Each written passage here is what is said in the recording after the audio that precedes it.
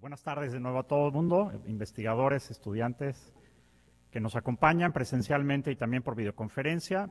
Tenemos el gusto de tener hoy con nosotros al doctor Carlos Cuello del CINVESTAB y flamante miembro del Colegio Nacional.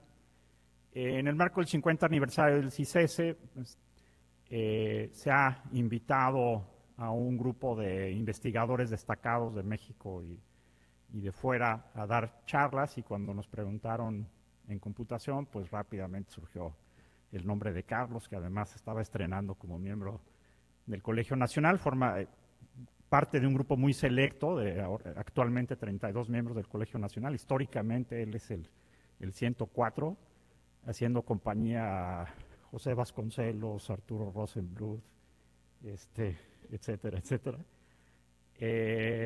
Es un gran orgullo para el área de ciencias de la computación, el que haya tenido esta gran distinción, pero es nada más una rayita más al tigre de alguien que ha ganado el Premio Nacional de Investigación de la Academia, el Premio Nacional de Ciencias y Artes, es el primero, perdón, que se da a investigadores de menos de 40 años, el Premio Nacional de Ciencias y Artes, el Premio Luis Elizondo del TEC de Monterrey, el Premio Marcos Moschinsky de la Universidad Nacional Autónoma de México, etcétera, etcétera, y seguramente en un par de semanas tendrá uno o dos más.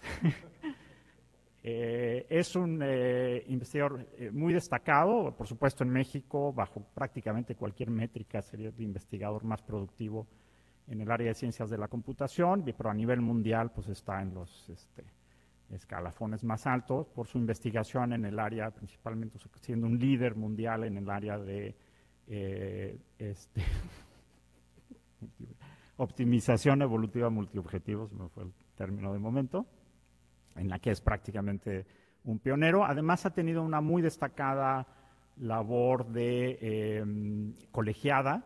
Uno pensaría que un investigador con esta productividad se lo pasaría en su oficina todo el tiempo trabajando, y buena parte de lo que hace sin duda es así, pero es actualmente presidente de la Academia Mexicana de Ciencias de la Computación, ha sido presidente de la comisión del SNI, una participación también muy activa en la Academia Mexicana de Ciencias, y seguro se me escapan algunas otras. Sin más, le doy la bienvenida a Carlos y les pediría me acompañen a darle un fuerte abrazo.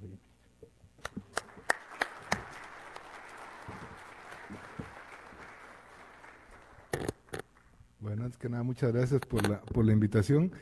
Debo admitir que cuando me invitaron y me dijeron de qué querían que hablara, al principio me causó un poco de confusión. Después dije, bueno, yo creo que va a estar muy fácil porque no es una plática técnica, y resultó que no estaba tan fácil el asunto.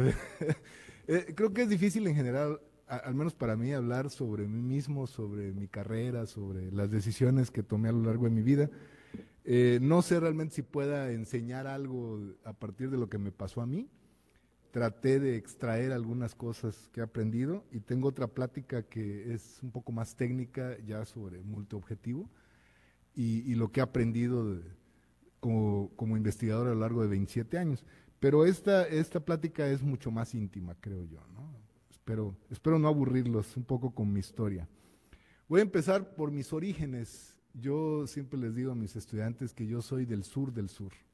Yo nací no solo en Chiapas, sino en el sur de Chiapas, en un pueblito que se llama Tonalá, que no es el Tonalá Jalisco que todos conocen, este es el Tonalá Chiapas que nadie conoce, muy cerca del mar, cerca de un puerto que se llama Puerto Arista, que es un puerto de pescadores. Y en mi infancia en Tonalá, de la que no recuerdo prácticamente nada, porque a los 5 años me llevaron a Tuxtla Gutiérrez, tengo borrones en mi memoria que tal vez no sean recuerdos, pues crecí ahí los primeros años de mi infancia. Me llevaron al kinder en Tonalá, pero digamos que mi vida desde que nací tuvo ciertos obstáculos que esos no me tocaron librarlos a mí, le tocó a mi mamá. Cuando yo nací, por ejemplo, me cuentan que por un descuido de la enfermera que atendió el parto de mi madre, tragué placenta y tuve una infección estomacal muy grave, y el médico que atendió a mi madre le dijo, pues lo más probable es que su hijo se muera, y si no se muere, va a ser pues bajito de estatura y muy enclenque toda su vida, ¿no? Parece que se equivocó, porque mido 1,87 y peso más de 100 kilos, pero bueno, eso motivó a mi mamá a darme de comer mucho cuando era niño, porque dijo, pues tengo que salvar al niño, ¿no? Que no se muera, y me sobreprotegió desde muy chico. Después, cuando entré al kinder, la maestra que me daba clases le dijo a mi mamá que iba yo a tener que ir a una escuela de educación especial, porque parecía ser incapaz de aprender los colores correctamente y que seguro yo tenía un problema de déficit de aprendizaje. Resulta que la razón era que tengo un daltonismo muy leve entre el verde y el azul y no puedo distinguir bien algunos tonos de verde, algunos tonos de azul, pero mi mamá no se creyó nada de eso y me mandó a la escuela normal, por supuesto. De hecho, ella me enseñó a leer en un verano antes de entrar a la primaria. Entonces esos fueron los primeros obstáculos de los cuales yo la verdad no tengo memoria alguna. Cuando me voy a Tuxtla Gutiérrez y paso ahí mi adolescencia, juventud, hasta la universidad, empiezo leyendo muchos cómics, me atraían mucho los cómics. Mi mamá se enojaba con mi papá porque mi papá me compraba todas las revistas que yo quería, Linterna Verde, Superman, Batman, todo eso, ¿no? Y mi mamá decía, pero ¿por qué lo dejas que lea todas esas tonterías? Y mi papá decía, algún día se va a interesar por leer cosas mejores que los cómics. Y tenía razón mi padre. De repente un día me interesé por la ciencia ficción, empecé a comprar libros de ciencia ficción. Esa es una época en que no había internet, ¿no? Y me gustaron mucho los libros, por ejemplo, de Isaac Asimov. Siempre fui un fan de Isaac Asimov, leía a Ray Bradbury, a varios autores que me llamaban la atención. Y después empecé a leer divulgación de la ciencia. Recuerdo haber leído Los cazadores de microbios hace muchos años, y aunque nunca me interesó el área biológica, la pasión de estos investigadores como Leeuwenhoek de alguna manera me inspiraron. Y luego, por supuesto, Carl Sagan, ¿no? Sus grandes libros de Carl Sagan.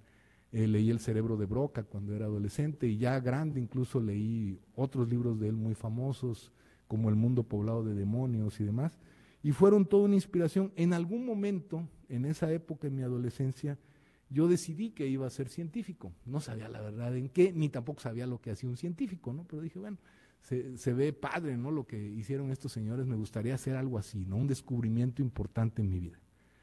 Y así llegué a 1985.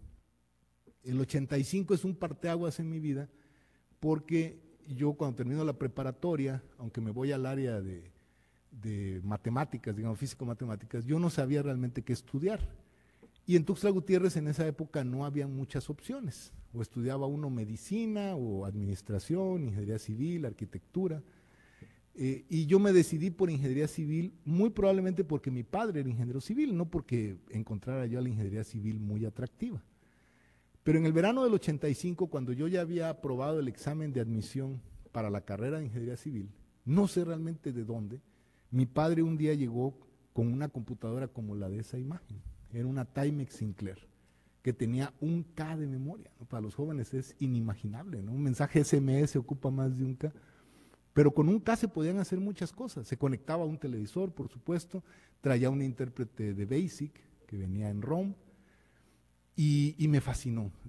Despertó una fascinación en mí, y de alguna manera en ese momento, cuando empecé a usar esa computadora en el verano del 85, supe que eso era lo que yo quería hacer el resto de mi vida, que quería trabajar con computadoras. ¿Qué iba a hacer con computadoras? La verdad no lo tenía muy claro, pero me vi seducido de inmediato por las computadoras. Después mi padre me compró otras computadoras. Tuve una Commodore 64, que el número era la cantidad de Ks de memoria, y luego una Commodore 128. Soñé con tener una Commodore Amiga, pero esa nunca me la regalaron porque era muy cara. Pero un amigo mío sí tuvo una Commodore Amiga. Aprendí a programar de manera rudimentaria, pero más allá de la programación me empecé a interesar en aprender un poco de estructuras de datos, de arquitectura de computadoras. Empecé a hacerme como muchas preguntas de cómo funcionaban las computadoras, cómo se hacían los algoritmos. Todo eso me empezó a intrigar. Esto fue entre el 85 y el 90, en esos 5 años en que estoy estudiando ingeniería civil. De hecho, hacía la broma con mis amigos de la UNACH, de la Universidad Autónoma de Chiapas, que les decía que en realidad yo estaba estudiando computación y en mis ratos libres hacía las tareas de ingeniería civil, ¿no? Porque realmente lo que más me interesaba era computación. Era difícil conseguir información en esa época, conseguir revistas, conseguir libros en Tuxtla Gutiérrez era muy difícil. Y fue hasta, pues casi en el 90, no es en el 90, cuando ya termino la carrera y empiezo a trabajar, que me compro una computadora Printafon, que la fui a comprar a la Ciudad de México, que era ya una computadora más en forma, que fue con la que hice la tesis de licenciatura. Entonces yo termino la licenciatura en el 90, pero pues siempre he tenido mala suerte para estas cosas. Mi generación fue la última a la que se le requirió hacer tesis para titularse. A partir de la siguiente generación ya se podían titular por promedio. A mí ya no me tocó.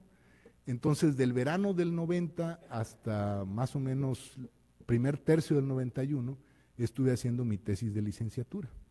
El título de la plática tiene que ver con eso, era análisis de estructuras reticulares por computadora, usando el método de rigidez. Obviamente tenía que meter a la computación en algún lado en mi tesis. Había un profesor en la UNACH que sabía de estas cosas de estructuras, pero no sabía de computación, y él fue mi asesor. Estos métodos de rigidez son métodos matriciales, eso hizo que yo me metiera mucho a la parte de métodos numéricos, que también me llamaba muchísimo la atención, y me titulo en el 91. Esa foto que está del lado izquierdo es el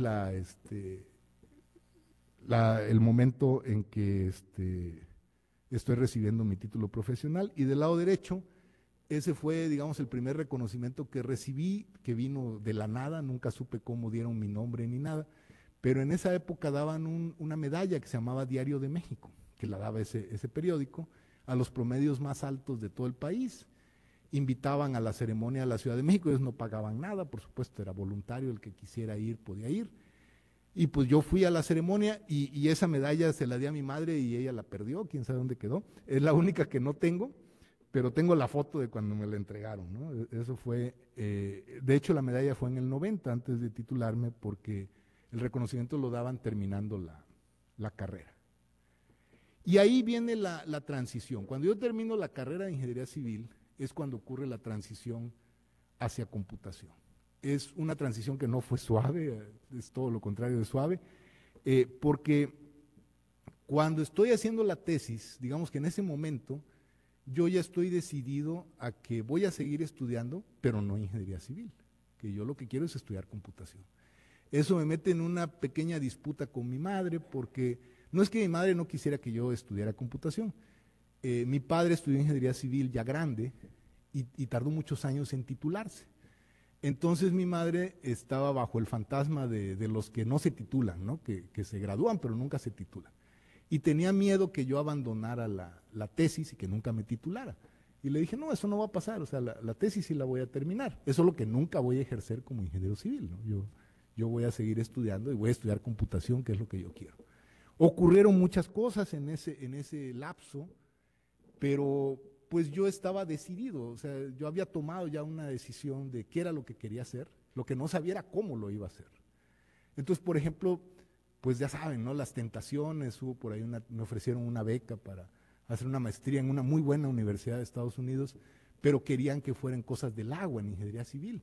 Y decía, pues que yo no quiero ingeniería civil, ¿no? Prefiero irme a una universidad chafa, pero estudiar computación, y no irme a una universidad top a estudiar ingeniería civil, porque yo ya no quiero ser ingeniero civil. Y finalmente, bueno, termino la tesis y en los trámites interminables de titulación yo tenía que ir a la rectoría de la UNACH, y un día encontré un cartel ahí donde ofrecían becas, no de CONACYT, sino de la SEP, para estudiar en una universidad que se llamaba Tulane. Yo ni siquiera sabía dónde quedaba. Me llamó la atención, anoté los datos, había que ir a la Ciudad de México, a San Fernando número 1, en esa época los que están en el SNI deben recordar San Fernando número 1, ahí estaba la oficina del Sistema Nacional de Investigadores, y ahí tuve que ir a dejar documentos, y fue una experiencia también un tanto surreal, que la verdad pues yo era muy joven y no me afectó nada de lo que me dijeron, pero la persona que me recibió los documentos me dijo algo así como que, pues quién sabe que te den la beca, ¿no? Porque tenía unas cajas así enormes de los otros solicitantes y me decía, es que estos son los expedientes de los otros que piden beca. Y yo llegué con un folder, ¿no? Con una hoja impresa solo de un lado, ¿no? Y ese era todo mi expediente. Y me dijo, no, pues quién sabe que te la den. Le digo, si no me la vas a dar tú, ¿no? Tú nada más mete el folder ahí y ya vemos qué pasa. Y entonces yo regresé a Tuxtla Gutiérrez, estaba trabajando en la UNACH en ese entonces, en el centro de cómputo, y un amigo me convenció de entrar a trabajar a una constructora operando un sistema que se llamaba Neodata para costos de obra. La única vez que trabajé como ingeniero civil en mi vida. Por allá debe haber sido junio de 1991, yo voy a hablar con los jefes de la constructora y me despido de todos diciéndoles que me voy a ir a estudiar a Estados Unidos. Ya había averiguado que Tulane quedaba en Estados Unidos, en Nueva Orleans. Y les dije, pues me voy a ir para allá. La realidad es que no me habían respondido todavía si me iban a dar la beca. Y todos me felicitaron, ya saben, que te vaya muy bien, que tengas mucho éxito. Y me fui a mi casa a esperar la llamada, ¿no? Pero no llegaba la llamada telefónica. Llegó hasta julio, ya estaba yo bastante nervioso, porque decía, no me va a doler tanto que no me den la beca, sino el oso que voy a hacer, ¿no? De que se den cuenta, me voy a tener que ir de Tuxtla, ¿no? Voy a escapar, porque se van a dar cuenta que no me dieron la beca. Y finalmente en julio me dicen que sí, pues ya fui a sacar la visa y a hacer todos los trámites, y en agosto del 91 me fui a Nueva Orleans, a Estados Unidos. Ese soy yo hace como 30 kilos, era cuando era estudiante en Tulane. Y las fotos de la derecha y de abajo ya son de mi graduación. Yo llegué a Tulane en el 91, en el 93 me gradué de maestría, mi beca original era para maestría, pedí que le extendieran a doctorado y me gradué del doctorado en mayo, debe haber sido mayo de 1996. La defensa fue en abril, ahí estoy con mis padres y esa es la época de Tulane. En Tulane fue donde se da el otro parteaguas en mi carrera, ¿no? Yo ya había decidido que quería estudiar computación. Fue difícil realmente para mí. Cuando yo llegué a Tulane, los gringos que no se guardan nada, me dijeron, pues mira, te aceptamos porque fuiste un buen estudiante en licenciatura, pero tu background no corresponde con nada con ciencias de la computación. Entonces, pues fue algo así como los pingüinos de Madagascar, ¿no? Es probable que no sobrevivas esto, pero si le quieres entrar, adelante, ¿no? Y le dije, pues ya estoy aquí, ¿no? Pues ni modo de que no le entre. Y no era en broma, o sea, realmente sí estuvo muy difícil, fue una transición muy dura, tuve que tomar algunos cursos de licenciatura como estudios independientes, varias materias las tomé 2 veces, por ejemplo, teoría de la computación la tomé 2 veces. Y el primer semestre fue muy difícil para mí, porque encima de la presión de estar tomando cursos con una forma de enseñar muy distinta a México, porque aquí todos nos lo dan digerido y encapsulado, y hay que darle al estudiante 20 problemas y preguntar 3 de los 20, ¿no? Y allá era así de que llegaba el profesor y hablaba y hablaba, no explicaban nada, y decían, bueno, ahora váyanse a leer el capítulo 3, ¿no? Y la tarea era como que hubieran enseñado mucho, ¿no? Porque las tareas realmente estaban muy difíciles.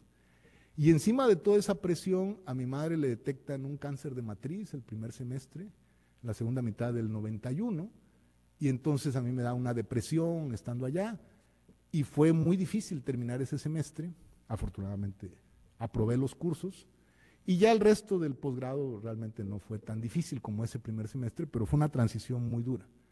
Ya hacia el 94, pues yo ya me había acostumbrado a Tulane, ya tenía la maestría, y dije, bueno, si me corren del doctorado, cuando menos ya tengo la maestría, y ya pensaba en qué quería hacer en el doctorado.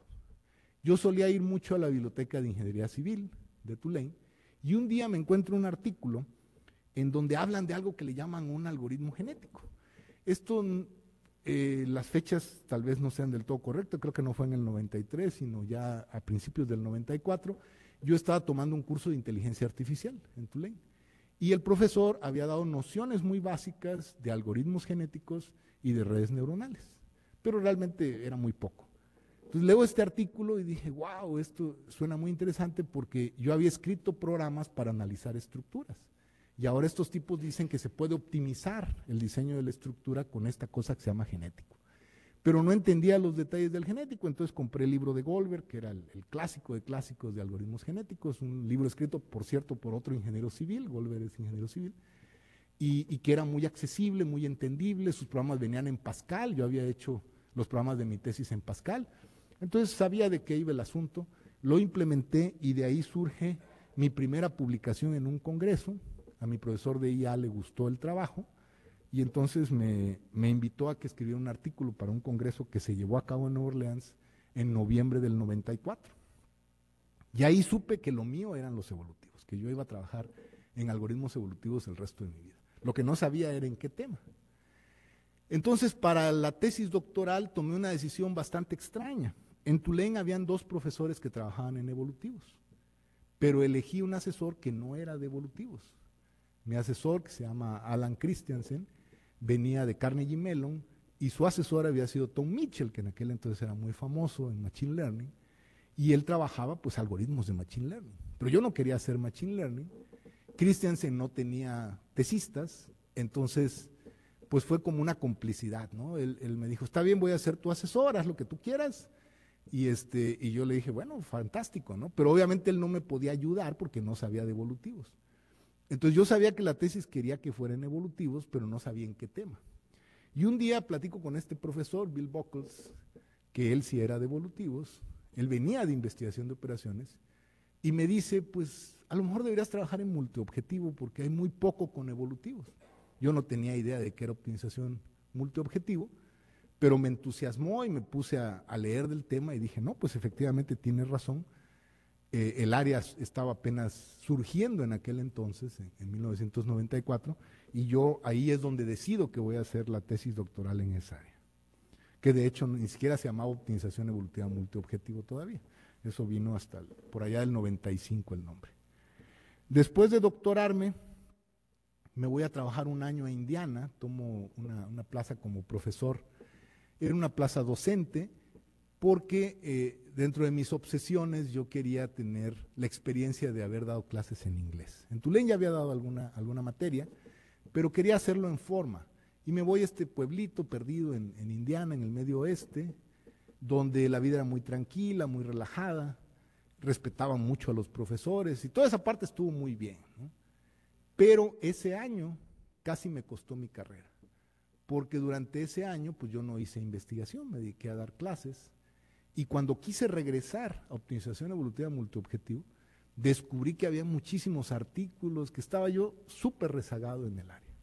Y entonces me empecé a poner nervioso en el 97 cuando termina mi contrato en DePauw y meto papeles para una plaza de Senior Research Fellow en Inglaterra y me voy a Inglaterra en 1998, en febrero. Y esa plaza que solo tuve por unos meses por cuestiones personales, esa fue la que salvó mi carrera. Porque cuando me voy a Inglaterra me dedico de lleno a la investigación, aunque el que era mi jefe, que es el señor de la foto, Imparmi, cuando yo llego me dice, puedes trabajar en lo que quieras, excepto optimización evolutiva multiobjetivo. Y le dije, oye, pero eso es lo único que yo sé hacer, ¿no? Y me dice, sí, pero es que aquí en Inglaterra, tú sabes, los fondos son muy restrictivos y ya hay una persona muy famosa que hace optimización evolutiva multiobjetivo en Inglaterra, se llama Peter Fleming. Entonces no vas a querer competir con él para los grants, ponte a hacer otra cosa. Y entonces yo empecé a buscar y encontré que en manejo de restricciones había gente que había usado conceptos multiobjetivo. Y dije, bueno, pues sigue siendo multiobjetivo al fin y al cabo, pero lo voy a disfrazar de manejo de restricciones. Entonces me metí a esa área, un poco orillado por la necesidad, y trabajé en eso no solo durante esos 8 meses, sino durante varios años de mi carrera. Eventualmente abandoné esa área, pero esa fue la razón por la que lo hice, porque pues no me dieron mucha opción. Pero ese tiempo, esos 8 meses en Inglaterra, fueron fundamentales para retomar mi camino. Cuando regreso a México, tengo renuencia a vivir en la Ciudad de México, como muchos provincianos, y me voy a Jalapa, ¿no? Un poco en un acto de rebeldía, pues ya ven, había sido rebelde desde el doctorado, pues la rebeldía seguía ahí, ¿no? Y me voy a Lania, un lugar muy bonito para trabajar, pero donde no había muchas posibilidades de crecimiento como investigador. Y en ese entonces empiezo a tornarme un investigador un poco más ambicioso en el sentido de querer lograr más cosas, de querer competir con otros investigadores. Y pues Lania definitivamente no era el lugar para alguien con un perfil como el mío. Entonces, después de un año de estar en el Lania, me había ido por repatriación de CONACYT, que existía en aquel entonces, decido que me tengo que ir a trabajar a otro lugar. Y pues las opciones más viables eran en la Ciudad de México. Entonces empiezo a meter papeles. En esa época, estamos hablando del año 2000, todavía era bastante fácil conseguir trabajo teniendo solo un doctorado en computación. No pedían estar en el SNI ni nada de eso, ¿no? Hace 24 años, 23 años. Entonces meto papeles a 3 lugares y tengo la suerte que me dan entrevista y después me ofrecen trabajo los 3 lugares. El IMAS de la UNAM, el SIC del Politécnico y un lugar que yo ni conocía, que lo encontré por accidente, porque había una cosa que se llamaba Red TIC o algo así, que era el Cinvestav. Dije, ¿quién sabe qué será eso del Cinvestav?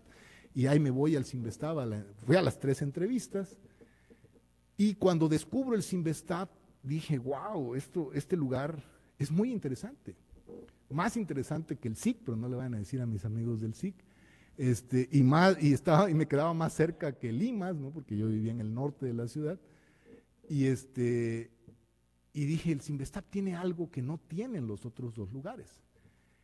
Y lo que yo encontré que tenía el Cinvestav, que me pareció muy atractivo, es que era un lugar en donde no importaba qué tan bueno fuera uno, siempre iba a haber alguien mejor que uno ahí. Era un lugar que incitaba a la competencia. En el SIC, por ejemplo, me dijeron, te vamos a contratar como titular C. Y esa es la categoría más alta. Dije, uy, qué aburrido, ¿no? O sea, yo lo que quiero es competir, ¿no? Subir de categoría. En la UNAM sí me dijeron, bueno, va a ser titular A, pero pues si llegas a SNI 2 va a ser titular B, llegas a SNI 3 va a ser titular C. Pero el Cinvestav había titular del A al F. Dije, wow, esto sí suena desafiante, ¿no? Y empezaba a ver las cifras del Cinvestav y era muy impresionante cuántos ganadores del Premio Nacional de Ciencias. Hay un ganador del Príncipe de Asturias, bueno, ahora es Princesa de Asturias, miembros del Colegio Nacional. Y dije, wow, este sí es un lugar donde el nivel de competencia es muy alto. Entonces dije, mejor me voy a ir al Cinvestav, no me voy a ir al SIC ni me voy a ir a la UNAM.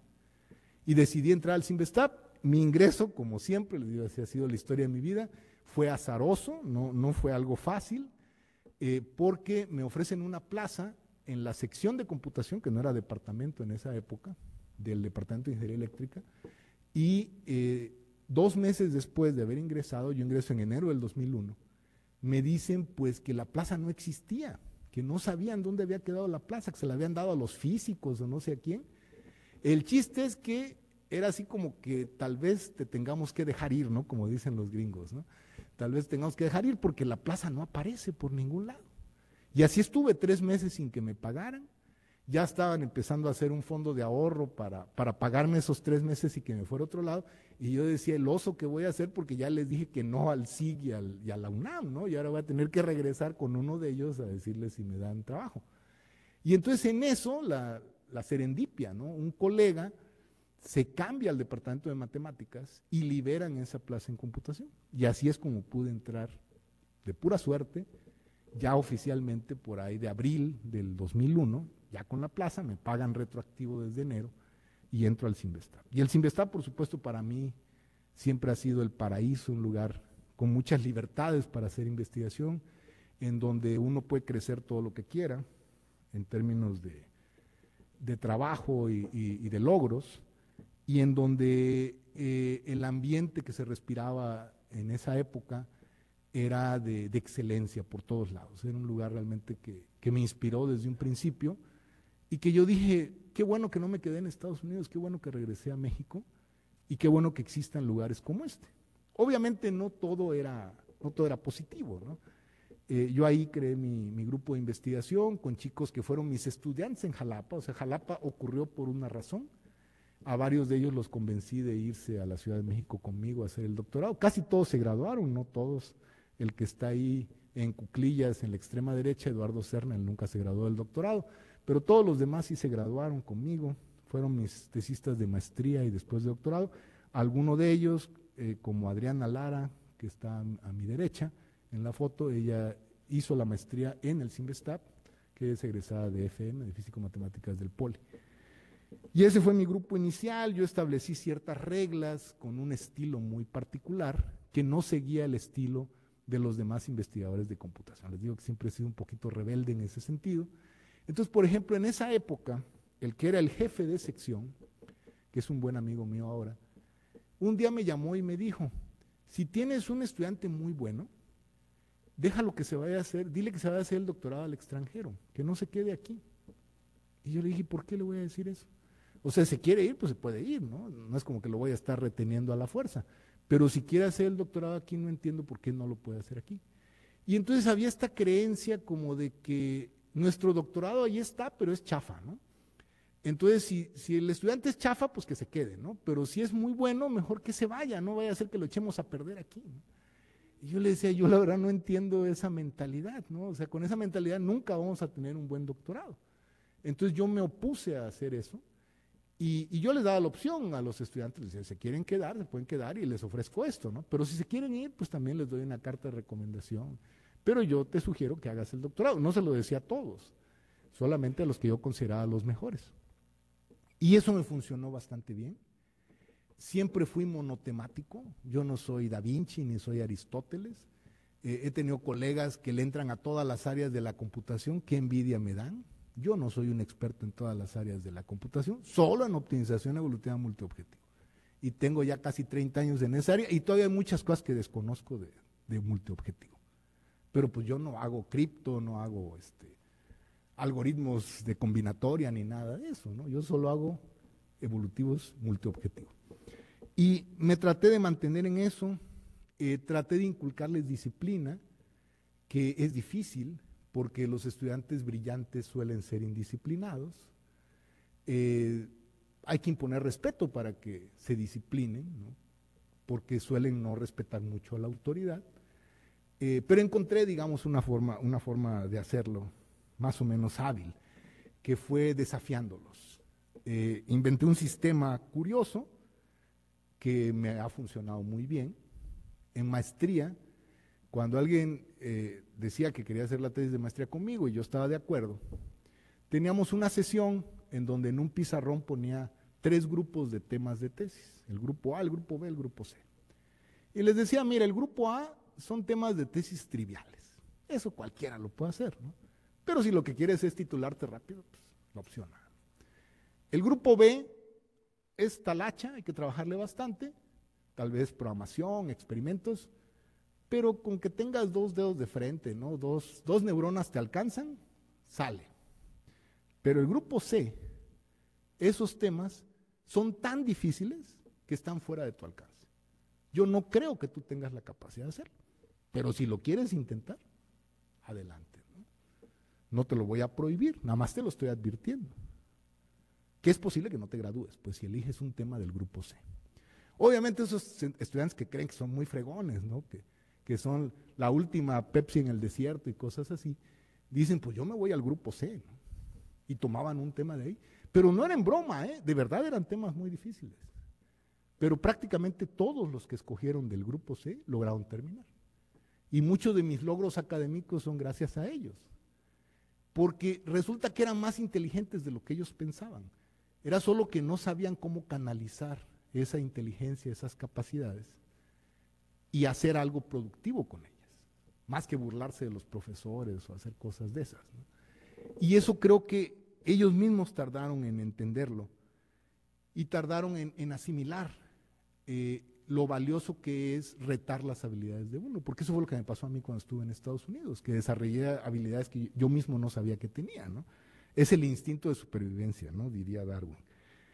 Entonces eso hizo que con estos primeros estudiantes que tuve en Cinvestav de doctorado, la mayoría de ellos muy brillantes, muy buenos, mi carrera empezó a ascender. Y la verdad tuve mucha suerte en algunas cosas. Por ejemplo, el SNI era diferente en aquel entonces, ¿no? Yo entré al Sistema Nacional en el 99, perdón, como nivel 1, y solo estuve un periodo como nivel 1 y subí a nivel 2, y luego solo estuve un periodo como nivel 2 y subí a nivel 3. Entonces creo que a la fecha sigo siendo el más joven en haber llegado al nivel 3 a los 37 años de edad. Sé de alguien que llegó más joven, pero no es de computación, alguien que llegó a los 36 años porque ingresó como nivel 2. Tuve mucha suerte, a la fecha siguen habiendo muy pocos investigadores de computación en el área 8, antes área 7, que sean niveles 3 en el SNI, aquí en CICES hay algunos. Y luego vinieron los premios. Fíjense que lo de los premios fue algo interesante. Uno, al menos yo, nunca desarrollé mi carrera pensando en ganar premios. Pero si uno es competitivo, en algún momento se plantea la idea de querer participar por los premios, ¿no? Yo lo que hice fue que empecé a analizar, por ejemplo, de este premio, que este fue un parteaguas en mi carrera, el premio de la Academia Mexicana de Ciencias, llamado Premio Nacional de Investigación, porque este premio tiene límite de edad. Se puede concursar hasta los 40 años de edad. Creo que 43 para mujeres, 40 para hombres. Es decir, si tienen más de 40 años, pues ya nunca lo van a poder ganar, ¿no? Porque ni siquiera pueden inscribirse. Entonces la temporalidad lo hace particularmente difícil. Pero además en esa época, estoy hablando de los años entre el 2005 y 2007, este premio gozaba de una gran reputación porque contaban en los pasillos de las comunidades científicas de élite, a los que tuve acceso porque me invitaron de repente a algunos comités, que por ejemplo el Premio Nacional de Ciencias, que es el más importante que se dé en México, que a veces había mano negra, que estaba viciado, pues contaban de que algún presidente de repente llamaba y decían, quiero que se lo den a alguien de tal universidad y demás, ¿no? Y que a veces lo daban a gente que no tenía los méritos porque lo daba la presidencia, pero este no, este lo daba un comité de pares. Entonces este era muy respetado, a pesar de que en la escala era el segundo más importante de México. Nunca un computólogo había ganado este premio. Entonces cuando me inscribo, la primera vez en 2005, el primer obstáculo que enfrento es que no hay ninguna categoría donde quepa computación, no la computación que yo hago. Había algo de tecnología, ingeniería y tecnología, pero resulta que para ganarlo en esa área había que tener patentes, modelos de utilidad, cosas que yo no tenía, pues yo hago algoritmos. Entonces me meto en esa y nada. Al año siguiente me meto en exactas, pero me dicen, no, es que exactas es física, química y matemáticas. Y pues tú no estás en ninguna de las tres. Entonces en 2007, que era el último año en que podía participar por el límite de edad, que afortunadamente yo soy de octubre, y la convocatoria se cerraba por ahí de agosto, entonces mandé 2 expedientes con una carta y les dije, miren, no me importa perder, pero sí me enoja que no le den un lugar a la gente que hace investigación básica en ciencias de la computación. Entonces yo quiero participar en cualquiera de las 2 categorías. Y dije, seguro ni van a leer la carta, ¿no? Y les va a valer gorro. Pues parece que sí la leyeron, ya años después supe que se pelearon el comité de ingeniería con el de exactas, y en un acto inédito me dan el premio en ciencias exactas. Mis amigos matemáticos casi se infartan cuando ven, porque habían del Cinvestav participando, ¿no? Dice, ¿cómo se lo van a dar a Carlos Cuello si ni siquiera es de matemáticas, ¿no? Ni de física? Digo, pues así es, ¿no? Yo no metí la mano ahí, ¿no?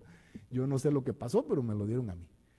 Y entonces, este premio, uno de los valores agregados que tenía, que ya no lo tiene, era que lo entregaba el presidente de la República. Pero el presidente anterior, Fox, se negó a entregarlo porque se peleó con el presidente de la Academia Mexicana de Ciencias. Entonces 5 años no se había entregado.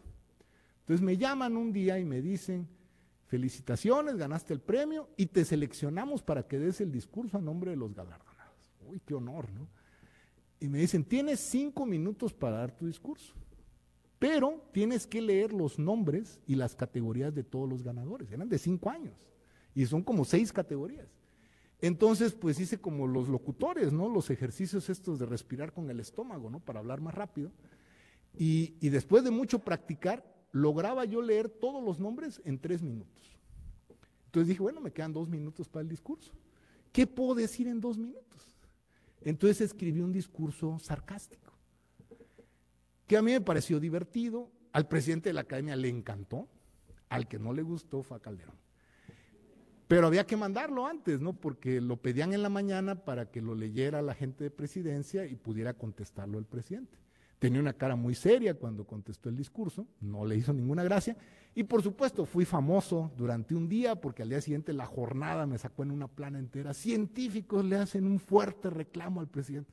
Para empezar era un científico, no eran todos los científicos, y no era un fuerte reclamo, era un discurso irónico. Ahí lo pueden encontrar en internet. Pero ese fue mi salto a la fama, digamos, tal vez no muy afortunado, pero ese premio fue el que cambió mi vida por completo. Hacia el 2011, yo sentía que podía participar por el Premio Nacional de Ciencias. Dije, creo que ya estoy listo.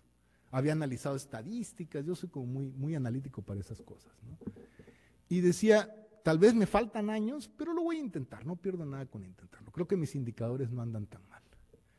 Y entonces meto papeles, otra vez el mismo problema. Había diseño y tecnología, y luego ciencias, físico, matemáticas y naturales. Ya saben, vamos por diseño y tecnología.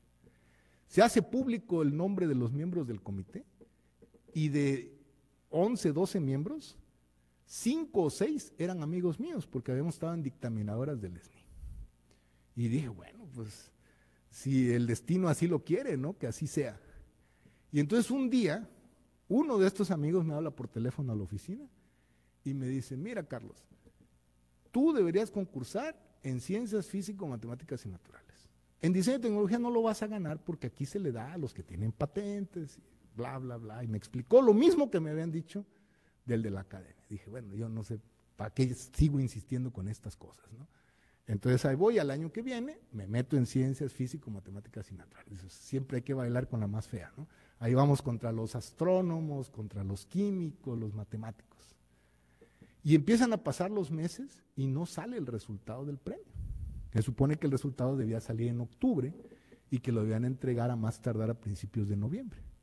Y nada, empiezan a pasar los meses. Ya después supe que como era el cambio de gobierno, era el último año de Calderón, Calderón ya no quería entregar el premio. Y le dice al comité de transición de Peña Nieto que lo entregue él. Pero Peña dice no, porque este premio lo entrega el presidente, entonces lo tienes que entregar tú. Entonces la última semana de noviembre deciden que lo van a entregar. Y me llaman un lunes a las 6 de la tarde, no el secretario de Educación, que era quien debía llamar, creo que ya había hecho maletas el secretario de Educación, me llama alguien de la SEP y me dice felicitaciones, usted resultó ganador del Premio Nacional de Ciencias, bla, bla, bla, pero queremos saber si va a poder ir a la ceremonia porque es mañana a las 5 de la tarde, en el Salón Adolfo López Mateos de Los Pinos. Y dije, no, pues sí, sí voy, ¿no? Ahí voy a estar, no se preocupen. Después de colgar, empiezo a ver boletos de Tuxtla Gutiérrez, le llamo a mi madre para invitarla, mi padre había fallecido, y se enoja conmigo y me dice, no, es que me avisas un día antes y que no. Le digo, pues si me acaban de avisar, nunca me creyó. Pensó que la había invitado así a la carrera, pues sobre las rodillas, y no aceptó mi invitación de ir a Los Pinos. Y dije, bueno, ni modo, ¿no? O sea, yo no le estoy echando mentira. Y pues así llegué a Los Pinos y a las 8 de la noche de ese mismo día me vuelven a hablar y me dicen, revisando las semblanzas biográficas y no sé qué choro, lo seleccionamos para dar el discurso. Nada más hay un pequeño problema. Sí, le digo, déjeme adivinar, que necesitan el discurso para mañana a las 10 de la mañana. Efectivamente, doctor, ¿cómo lo supo? Porque así fue el de la academia, pues lo querían a las 10 de la mañana. Digo, bueno, pues está bien, no hay problema. Entonces yo intenté redimirme, dije, pues ya critiqué a Calderón en el otro, voy a hacerlo como más sentimental. No, hombre, adoró mi discurso. Cuando pasó a hablar Calderón, me mencionó como 4 veces, que estaba conmovido, y dije, ni siquiera se ha de acordar del otro, ¿no? Por eso es que está así tan emocionado. Y bueno, sí me funcionó, ¿no? La estrategia. Y luego ya vinieron los premios más rudos, ¿no? Yo creo es el premio más difícil y que la verdad pensé que nunca lo iba a ganar. De hecho, cuando me mandaron la carta diciendo que lo había ganado, pensé que era spam. Porque es un premio realmente muy difícil. El Kiyo Tomiyasu también tiene límite de edad, son los 45 años de edad. Yo la primera vez que participé quedé como en un shortlist, no lo gané. Pero si ustedes lo buscan en internet y ven en dónde están los ganadores, van a ver que los ganadores son gente que a los 40 años ya eran full professors en MIT, en Princeton, en Berkeley, casi por chino. Es muy difícil este premio. La verdad, a la fecha sigo sin saber cómo lo gané. Después estuve en el comité 3 años y de los expedientes que evalué dije, si me hubiera tocado competir con cualquiera de estos, no había manera que yo lo ganara. O sea, realmente creo que tuve mucha suerte. Es un premio que está en el segundo nivel más alto de la IEEE, solo las medallas están arriba de este nivel, los Technical Achievement Awards. Y la verdad me considero muy afortunado. Solamente han habido 2 personas de inteligencia computacional que lo han ganado. El otro es David Fogel, y es un premio en el que pueden participar gente de todas las disciplinas, pero suelen ganarlo gente de comunicaciones. Luego el TUWAS, es un premio también bastante rudo, porque tradicionalmente en ingeniería lo gana gente de la India, gente de materiales. Fue el único que no gané en 2012. En 2012 me anoté en un montón de premios y tuve suerte porque los gané todos excepto este. Tuvo que esperar hasta el 2016, aunque lo entregaron hasta 2018 en Trieste por cuestiones de dinero, que la academia, Trump le retiró apoyo económico a esta academia y tuvieron muchos problemas y Noruega fue el país que los ayudó. Y el último, por supuesto, el premio Luis Elizondo, que ya no lo van a otorgar. El año pasado anunciaron que ya no se va a otorgar. Lo daba el TEC de Monterrey. Es un premio bastante prestigioso que algunos consideran el tercero más importante de México, después del Premio Nacional de Ciencias y el Premio de la Academia. Tuve la suerte de ganarlo en el 2019. Después supe que Héctor García Molina, que ya falleció, que era profesor en Stanford, fue uno de los miembros del jurado. Y fue una experiencia muy, muy bonita este premio. Y luego, los otros que vinieron, pues ya son premios un poquito más específicos, ¿no? Cosas más específicas, como el de pionero en computación evolutiva, que lo gané en el 2021, aunque lo entregaron físicamente el año pasado por el COVID. Este es un premio muy importante en mi área, porque los que lo han ganado pues son los que crearon el área de evolutivos, ¿no? John Holland, David Goldberg, Ingo Reichenberg, los grandes pioneros. Es realmente un orgullo tener mi nombre al lado de ellos, y me costó mucho trabajo también. Y el último, que ya lo mencionaron, es el ingreso al Colegio Nacional. El Colegio Nacional es una institución que fue creada en el 43 por un decreto presidencial, y que en realidad se supone que agrupa a los 40, eran 20, ahora son 40, Echeverría hizo un decreto para duplicar el número, artistas, científicos, intelectuales más relevantes de México. Es toda una experiencia pertenecer al Colegio Nacional, es muy prestigioso en México, es conocido de hecho fuera de México, sobre todo en España. Está modelado, se supone, de acuerdo a una cosa que se llama Collège de France, y pues todos los premios Nobel que ha tenido México, que no son muchos, han sido miembros del Colegio Nacional, como Mario Molina, Octavio Paz. Los que casi ganaron el Nobel, como Carlos Fuentes, también fue miembro del Colegio Nacional. Y yo soy el 8º investigador del CINVESTAP en toda la historia, desde el 61 en ingresar, el primer computólogo, lo cual es una enorme responsabilidad. Y el proceso de ingreso no les puedo dar detalles, pero es muy complejo. Me tomó 9 años poder ingresar, y creo que no he sido el que ha tardado más en ingresar, ¿no? Hay un límite de edad. Tuve la suerte de que empecé joven, y por eso alcancé a entrar antes de llegar al límite de edad, pero es una gran responsabilidad también. Hay que hacer labor de divulgación en el colegio. Y bueno, mis 2 últimos acetatos: primero, algunas conclusiones de mis 27 años de carrera, que no detallé todo lo que me ha pasado. Algunos consejos, pues, para quien los quiera tomar. Algo que les puedo decir es que si quieren lograr algo en su carrera, es como en la vida, hay que planearlo. Yo les decía a mis estudiantes este episodio dentro del cuento de Alicia, ¿no? Cuando Alicia se encuentra, hay una bifurcación en un camino, y se encuentra al gato sonriente, y le pregunta al gato: ¿qué camino debo tomar? Y el gato le dice: ¿a dónde quieres ir? Y ella dice: pues no me importa. Pues entonces no importa qué camino tomes, ¿no? Es lo que le dice el gato. Así es la vida. Si ustedes no planean nada y logran algo, qué maravilla, ¿no? Porque nunca planearon nada. Pero si planean, pueden hacer una estrategia para llegar a esa meta. Claro, hay que conocernos a nosotros mismos, nuestras limitantes, nuestras capacidades. Eso es difícil, pues, ¿no? Ser honestos con nosotros mismos a veces es difícil. Pero si lo planean, pueden hacer una estrategia, y en una de esas llegan. Creo que podemos lograr grandes cosas, que podemos publicar en las mejores revistas, competir por los premios más difíciles, sin importar nuestra ubicación geográfica. Yo estoy convencido de eso, que no tenemos que hacer nuestra carrera en Europa, en Estados Unidos, para competir al nivel de los grandes científicos. Creo que lo podemos hacer en México, que el problema está aquí, ¿no? Los obstáculos están aquí, en la cabeza. El mundo es uno solo, y yo he hablado con gente, grandes computólogos, John Hofstra, ganador de Turing Award, y él me decía: la inteligencia está distribuida uniformemente en todo el mundo. Es solo que no todo el mundo maneja esa inteligencia de la misma manera, ¿no? Esa es una gran limitante. Hay gente que pierde el interés por hacer cosas, hay gente que cree que no es competitivo, pero todo lo tiene acá. Creo que como científico lo que les puedo decir es que al menos yo nunca busqué tener grandes indicadores. Y a lo mejor tengo buenos indicadores, pero ese nunca fue mi objetivo. Mi objetivo siempre fue tratar de hacer contribuciones científicas que valieran la pena. Porque cuando uno llega a cierta edad, a la que yo ya llegué, uno empieza a pensar cómo va a trascender como científico. ¿Qué va a pensar la gente de lo que hice una vez que yo me muera? Y no van a decir: Carlos Cuello fue el que publicó 300 artículos de revistas. Los números a nadie le va a importar, ¿no? ¿Cuál era su índice H? ¿Cuántas citas tenía? Van a decir: él hizo el algoritmo X o el algoritmo Y. Y la trascendencia es algo que le preocupa a uno como científico. Y curiosamente, les digo, en la otra plática que tengo, donde hablo de algunas de mis contribuciones, les digo a mis colegas que las contribuciones más cercanas a mi corazón no son necesariamente los artículos más citados que tengo.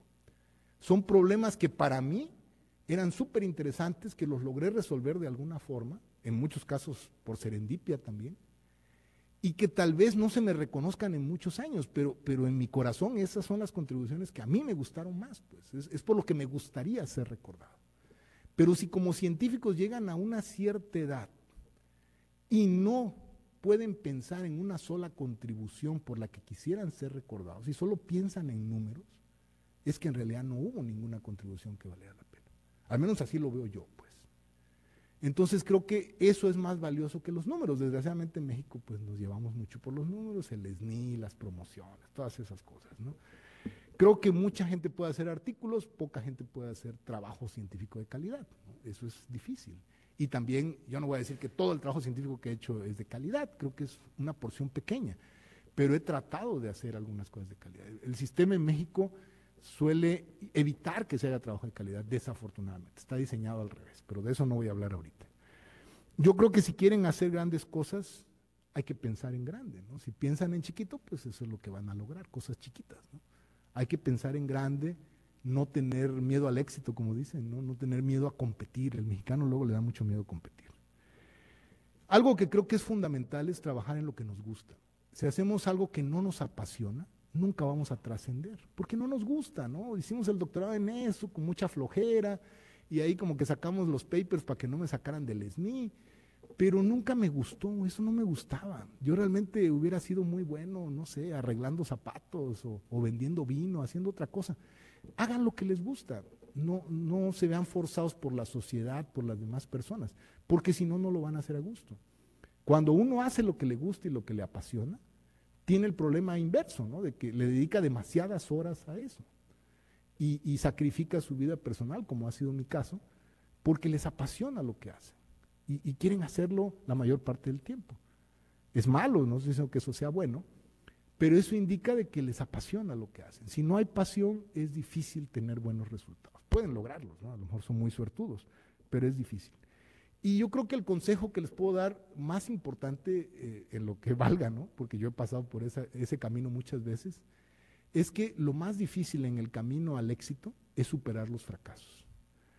Hace muchos años leí una frase, Ellen, que decía que la diferencia entre un hombre exitoso y un mediocre es que el hombre exitoso se recupera muy rápido de un fracaso y el mediocre nunca se recupera de un triunfo. Yo he conocido gente a lo largo de mi vida que me presumen del primer lugar de aprovechamiento que tuvieron en el sexto de primaria o no sé qué, y que toda su vida están hablando de eso, ¿no? Felicidades, ¿no? Pero pues ya tiene 60 años, ¿no? O sea, yo ya ni me acuerdo cuánto saqué de promedio en la primaria. El estar siempre pensando en los demás, como que los demás son los culpables de lo que nos pase a nosotros, es la mayor pérdida de tiempo que yo he encontrado en mi vida. Y hay gente que le encanta hacer eso, que está solo criticando, no, es que logró eso porque es primo de no sé quién, porque su hermano no sé qué cosa. Hay que reconocer, pues si alguien hace algo bueno, pues hay que reconocerlo. Si nosotros hacemos algo bueno, pues que se nos reconozca, ¿no? Dentro de lo que vale, fruto de nuestro esfuerzo, sea pequeño o sea grande. Pero tenemos que pensar de manera positiva en vez de simplemente hacer comentarios envidiosos, que aquí en México es muy común de mucha gente. Si uno tiene éxito, va a haber quien lo envidia a uno, ¿no? Y quien diga cosas. A mí me da igual, ¿no? Eso nunca me ha afectado, pero se me hace tan desgastante, tan ocioso, pues, porque dice uno, esa persona podría ser tan o más exitosa que yo si simplemente hiciera lo que le gusta. A lo mejor lo que está haciendo no le gusta, ¿no? Y yo qué culpa tengo que no le guste, ¿no? Yo no lo puse a hacer eso, ¿no? Hay que encontrar el camino de lo que queremos hacer para que seamos exitosos en lo que queremos hacer. Cuando yo di la clase la última vez en Jalapa, les dije a mis estudiantes de maestría, tal vez a ustedes, a muchos ya no los vuelvo a ver nunca, pero si los vuelvo a ver algún día y con una maestría en inteligencia artificial se dedican a arreglar zapatos, a mí no me va a dar pena, a lo mejor ustedes sí, pero a mí no. Pero lo que sí me va a dar mucho coraje es que no sean los mejores arreglando zapatos, al menos en Jalapa. Porque si ustedes decidieron hacer eso teniendo una maestría en IA, es porque de verdad les apasionaba arreglar zapatos. Y eso es lo importante. Ya encontraron su camino en la vida. Qué bueno. pero sean los mejores en eso. No sean mediocres en otra cosa, ¿no? Sino, ¿para qué se dedican a eso? Nada más porque su papá les dijo, porque la sociedad va a hablar mal de ustedes, porque la novia va a pensar mal. Es la vida de uno, no la vida de los demás, ¿no? Las decisiones las tomamos nosotros y nos tenemos que hacer responsables de esas decisiones. Y yo creo que aquí lo importante es uno estar consciente de las consecuencias de sus decisiones. Yo aquí no voy a hablar de los costos personales que tuvo en mi vida lo que hice, porque los hay, siempre los hay. Pero si volviera a vivir mi vida, créanme que lo volvería a hacer casi todo igual. No todo, pero casi todo igual. Y lo último que les puedo decir, y siempre se los digo a mis estudiantes, tengan cuidado con lo que sueñan, porque a veces los sueños se cumplen. Yo cuando era adolescente en Tuxtla Gutiérrez soñaba con viajar. Y tuve un profesor español que se vino de la Guerra Civil Española a México, que luego nos decía, cuando vayan a Francia, ¿no? Y decía, viejito mamila, ¿no? No conozco ni Cintalapa, que está a 1 hora de Tuxtla, ¿cuándo voy a ir a Francia, no? Y vean, la vida me llevó a muchos países, he conocido muchos países, pero cuando era niño yo no lo cuantificaba así, ¿no? Y se me hacía un comentario ocioso y hasta ofensivo que dijera esas cosas, ¿no? Ante un grupo de niños de clase media baja o niños pobres, y es este viejito de veras, ¿no? Se cayó de cabeza, quién sabe qué le pasó. Pero es que hay que soñar en grande. Si soñamos en grande, a lo mejor se nos cumple el sueño y a lo mejor ya luego no sepamos qué hacer, ¿no? Ya cuando se nos cumpla. Pero hay que tener una mentalidad positiva y hacer lo que realmente nos gusta. Ese es el único consejo que les puedo dar en lo que vale. Muchísimas gracias.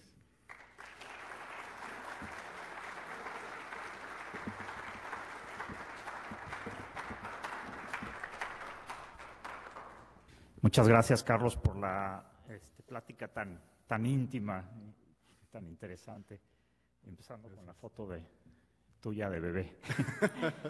Abrimos el piso para preguntas. Quien quiera puede pasar a los micrófonos que están en los pasillos. En lo que se animan, empiezo por preguntarte. En esta pregunta la voy a cambiar un poco porque al final dijiste haría exactamente lo mismo. Si repitieras la historia.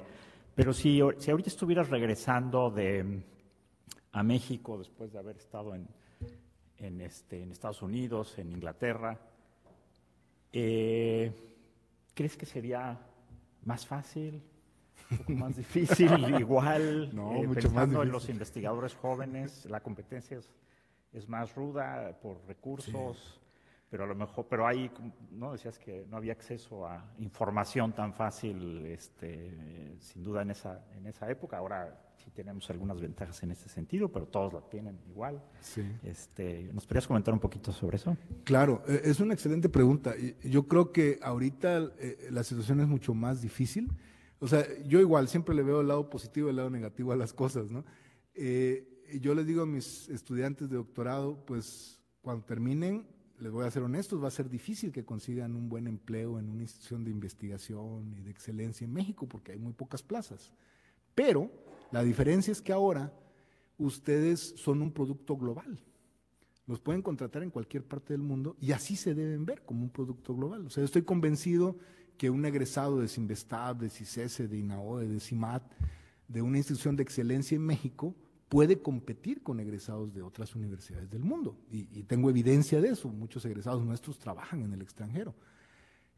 Claro, a lo mejor no se quieren ir de México, ¿no? Ese ya es otro asunto. Pero de que pueden competir, pueden competir. Esa es una diferencia fundamental. Lo que dice Jesús del acceso a la información es otra. En mi época era muy diferente, ¿no? Sí había internet, pero todavía el acceso a datos en internet era muy restringido en los 90s. Entonces todavía había que conseguir revistas, conseguir libros, lo cual en México no era fácil. Eso yo tuve que luchar mucho en los orígenes, en los principios de mi carrera. Gasté mucho dinero de proyectos, dinero mío, en conseguir libros que eran muy difíciles de conseguir, artículos y demás, que eso en Estados Unidos era mucho más fácil. Pero eso para mí no fue un gran obstáculo. Sí es cierto que ahora el nivel de competencia es muy alto, eso sí es cierto. Nosotros abrimos una plaza y llegan 20 solicitantes y algunos tienen un currículum impresionante, ¿no? Porque no hay plazas, ¿no? Entonces hay mucha gente que anda por ahí buscando trabajo, que está subempleado por muchos años, pero sigue produciendo y cuando meten papeles, pues la competencia es muy dura. Sin embargo, creo que algo que ha cambiado radicalmente en México en estos 20 y tantos años es que ahora muchos de los jóvenes traen una forma de pensar muy distinta a la que teníamos en mi generación. No peor ni mejor, es simplemente diferente, ¿no? La forma en la que quieren trascender creo que es distinta a la de mi generación en particular. En mi generación en particular pensábamos más en hacer algún trabajo en un área muy específica. Un poco lo platicamos una vez con Luis Pineda, ¿no? Que hacíamos la broma que decían, es que en nuestra época uno primero pensaba en un problema, hacía la hipótesis y después de varios meses de estarle dando vueltas, hacía uno el trabajo y a ver si salía un paper, ¿no? Y ahora muchos jóvenes sacan primero el paper y después la idea, ¿no? Después ven de qué fue lo que hicieron, ¿no? Es como esta tendencia a producir mucho, aunque no tenga fondo lo que están produciendo. Y por eso decía, ¿no? Muchos pueden sacar artículos, contribuciones es otra cosa, ¿no? O sea, ¿cuál fue tu contribución? ¿Que usaste un genético en esta aplicación donde ya habían usado 200 algoritmos? Pues sí, es una contribución tal vez irrelevante, ¿no? Una contribución importante es este problema que nadie lo había podido resolver, yo lo resolví, ¿no? A lo mejor mi solución no es la más elegante, no es la mejor que existe, pero yo fui el primero que lo logró resolver. Y eso creo que se ha perdido un poco en algunos de los jóvenes, no en todos, al menos los que me ha tocado ver pasar por Sinvestab cuando ofrecemos trabajo, que nos avientan la numeralia, pero cuando les preguntamos dónde te ves en 10 años o cuál es la contribución más relevante que has hecho, no nos pueden contestar. Porque en su cabeza solo tienen números. Quiero que mi índice H sea 40, ¿no? Quiero tener 200 artículos de revista. Sí, pero, o sea, ¿y cuál es tu contribución, pues? O sea, ¿qué es lo que quieres hacer como científico? ¿En qué área es donde crees tú que vas a hacer cosas relevantes? Y muchos han perdido eso. No sé realmente a qué se deba. No sé si son las presiones actuales de que en muchos lugares piden la numeralia, es lo que tienen que aventar primero, pero creo que esa parte es la que se ha perdido un poquito. Entonces es por supuesto difícil competir porque traen números muy buenos, pero eso no significa necesariamente que sean buenos investigadores. Tienen buenos números, pero eso no es sinónimo necesariamente de ser un buen investigador. Y entonces identificar a un buen investigador se vuelve más desafiante, ¿no? Para lugares como el Sinvestab eso es muy relevante porque ellos quieren que contrate uno gente que va a ganar el premio de la academia, que va a ganar el premio nacional de ciencia, no quieren que contrate uno a cualquiera. Y poderlos encontrar en este grupo de gente que trae números impresionantes se ha vuelto un reto. Entonces, bueno, no sé a qué se deba, pero es una visión muy diferente a mi generación. Gracias. Estaba pensando que debimos haber titulado la plática Carlos Cuello Unplugged. Personal. Oye, ¿alguna recomendación a nivel de la formación de estudiantes en nuestras áreas?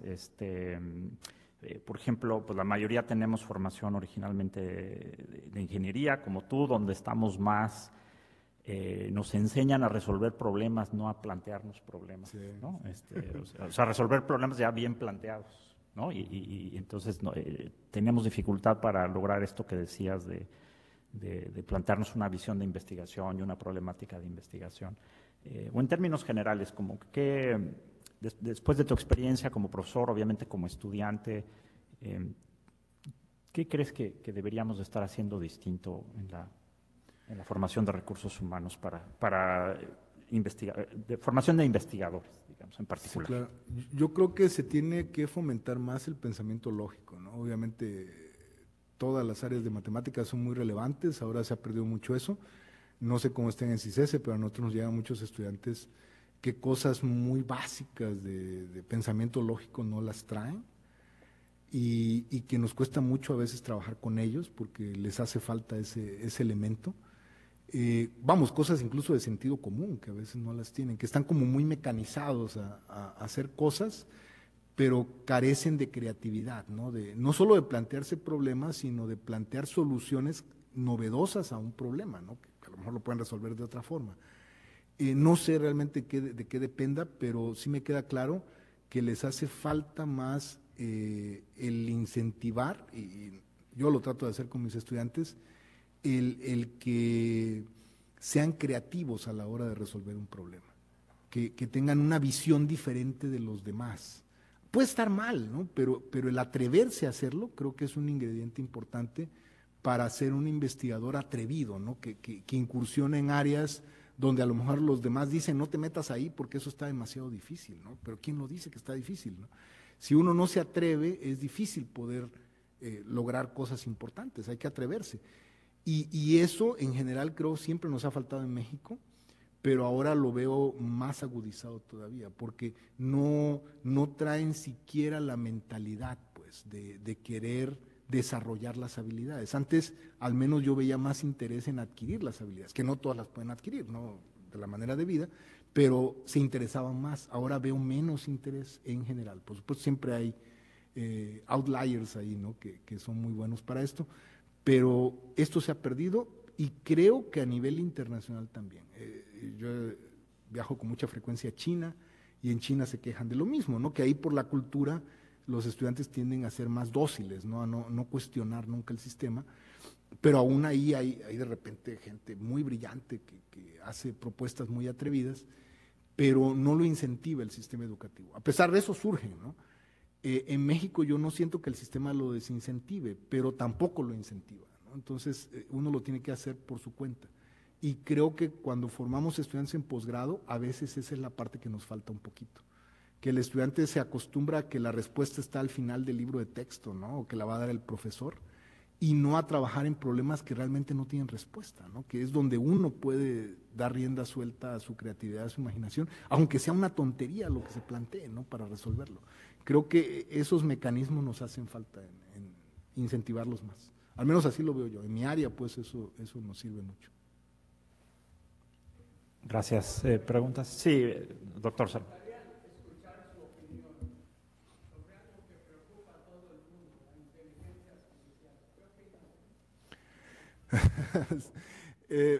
Pues los temores por la inteligencia artificial han estado ahí desde los 80s, y van a seguir.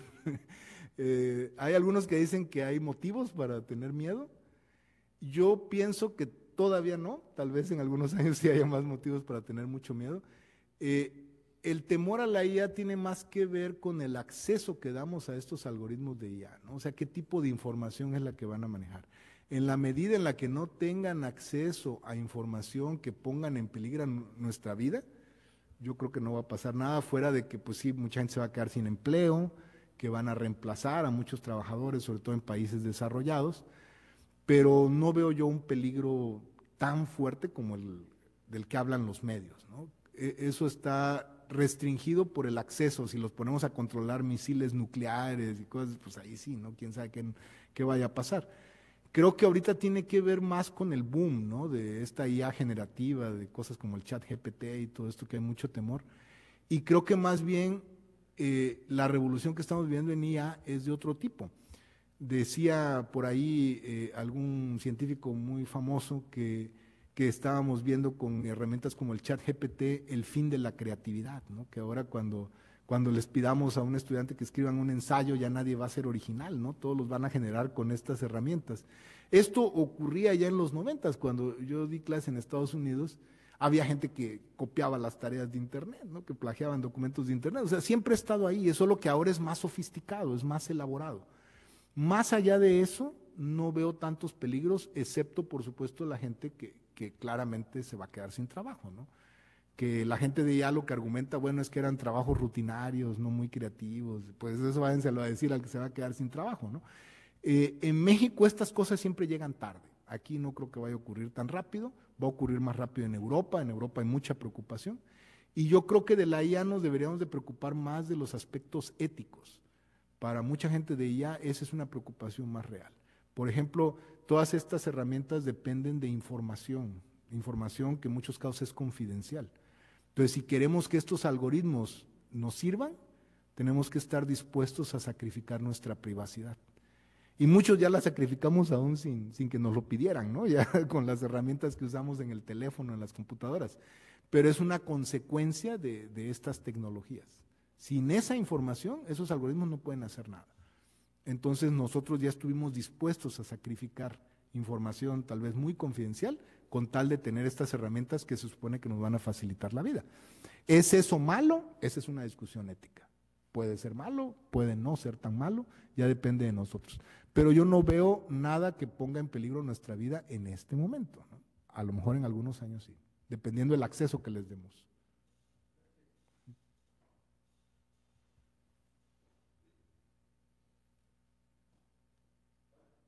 Hola.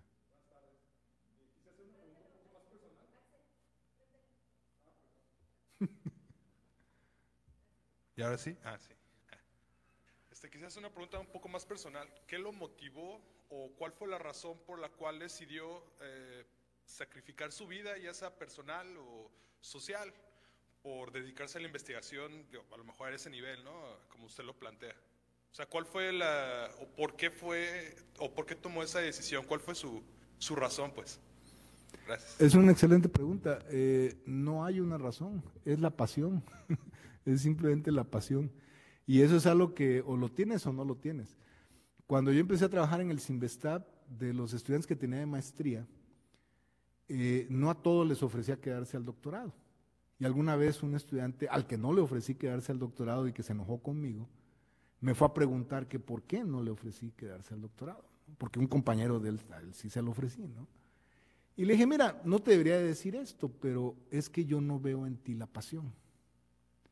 Si yo te digo, resuelve este problema, y vas y haces todo bien metodológicamente, como un niño bien portado, ¿no? Y sacas el resultado, aquí está el reporte con colorcitos, todo.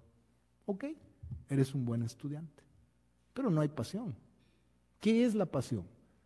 Que te dejé eso y llegas al día siguiente todo desvelado y me dices, es que además de este problema, encontré todo esto alrededor. Y ahora creo que podríamos usar esto también. Y tú ves los ojos de esa persona y dices, este cuate va a ser un gran investigador. Porque está apasionado en lo que está haciendo. Es decir, no importa ninguna otra cosa. No importa la familia, no importa el horario en el que lo estás haciendo. Lo único que te conduce es resolver el problema. Esa es tu única motivación. Si eso no lo sientes, estás en el área equivocada. No se puede describir, pues lo tienes que sentir. Eso es lo que me llevó a mí a mi carrera. Que pues tuve problemas personales y no voy a entrar en detalles de eso, pero pues claro, por supuesto que te produce problemas, ¿no? No es como que todo el mundo se lo va a tomar muy bien que hagas eso, ¿no? Que seas tan apasionado. Pero no es algo fácil de controlar, pues. Porque cuando yo estaba joven, yo me quería comer al mundo, ¿no? Y yo quería demostrar que era alguien, ¿no? Que podía hacerme de un nombre. Y entonces yo buscaba problemas con características muy específicas y me obsesionaba con resolverlos. Y estaba con mis estudiantes muchas horas. Una vez un tesista me reclamó, no, doctor, es que no pasa suficiente tiempo con nosotros, creo que no nos quiere, ¿no? Y yo le dije, ¿cómo no los voy a querer si paso más horas con ustedes que con mis hijos? No sé por qué me estás reclamando de eso, ¿no? Y era verdad, no era mentira.